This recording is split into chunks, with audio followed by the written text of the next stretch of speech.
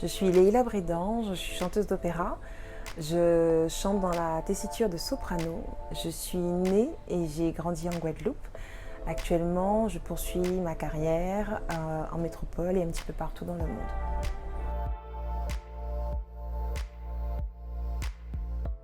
Alors, j'ai vraiment concrètement découvert le chant lyrique et je suis vraiment tombée amoureuse du chant lyrique quand j'ai poursuivi mes études universitaires, puisque j'ai fait des études de musicologie et ça a été le vrai déclic pour le chant lyrique. Mais avant ça, je chantais déjà depuis toute petite, je chante et l'évidence du chant lyrique est arrivée après. Voilà.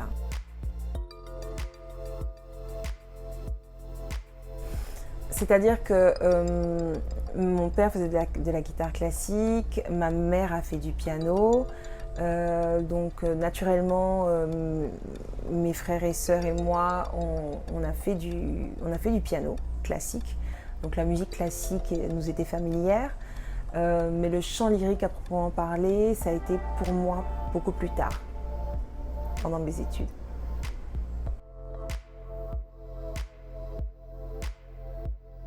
Je trouve qu'aujourd'hui, le chant lyrique en Guadeloupe est beaucoup plus présent, beaucoup plus connu, beaucoup plus accessible.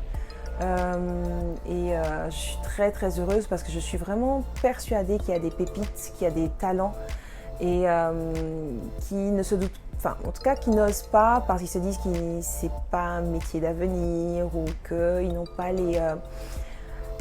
pas toutes les connaissances ou les possibilités en fait d'aller plus loin. Et aujourd'hui, le fait que ça soit plus, qu'il y ait une meilleure, visibilité sur cette pratique permet à ceux qui voudraient en fait en faire leur métier ou vraiment chanter et être heureux avec le chant lyrique de le faire en fait.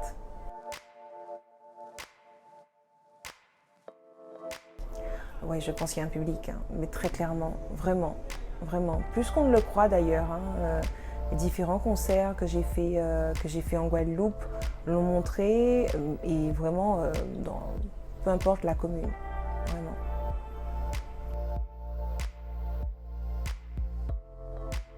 Je suis très heureuse de revenir en Guadeloupe le mois prochain pour le Festival international de musique Saint-Georges. J'ai déjà collaboré avec le chef d'orchestre qui m'a invité pour ce festival. C'est lui qui m'a donné l'opportunité de faire mes premiers concerts avec orchestre en Bulgarie, à New York et ici en Guadeloupe. Donc je lui en suis très reconnaissante. Donc il s'appelle Marlon Daniel, ce chef d'orchestre. Et donc nous serons à nouveau en Guadeloupe le mois prochain.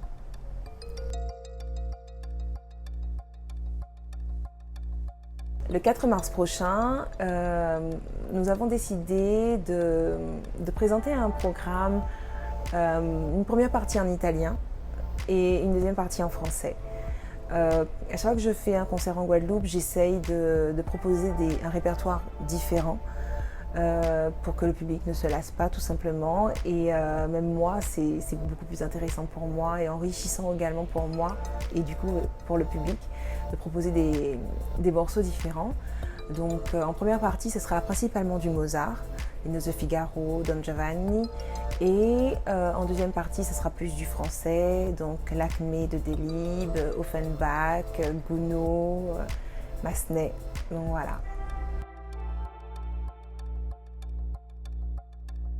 Il y a eu la représentation à l'Archipel en décembre dernier avec de très très très bons chanteurs. Vous avez fait partie de l'équipe ? Oui, j'ai fait partie de l'équipe et bon après les calendriers ont fait que j'ai pas pu le refaire mais je sais que ça s'est très très très bien passé et ils ont pris beaucoup de plaisir à faire cette représentation.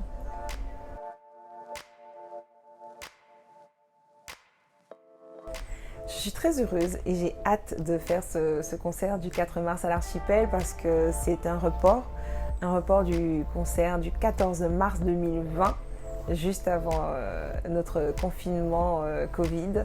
Et j'ai hâte de pouvoir présenter ce programme sur cette scène de l'archipel. Les équipes ont été juste géniales de A à Z à chaque fois. Nous avons essayé de reporter les années qui ont suivi, il y a eu des petits contretemps de travaux, de dates, etc.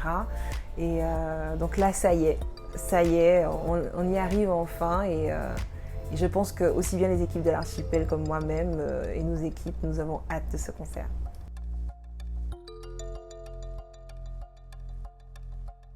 Non, j'ai remanié le programme. Effectivement, j'ai remanié le programme parce que techniquement j'ai évolué, parce que mon répertoire a évolué. Et effectivement, on avait d'autres attentes, d'autres objectifs. On a des surprises. J'ai une invitée également, une jeune chanteuse lyrique. Et donc j'ai invité sur cette scène ça sera son baptême du feu, donc j'ai hâte de faire découvrir au public de Basse-Terre cette jeune chanteuse prometteuse. Eh bien, je vous donne rendez-vous samedi 4 mars à 20h à l'archipel de Basse-Terre.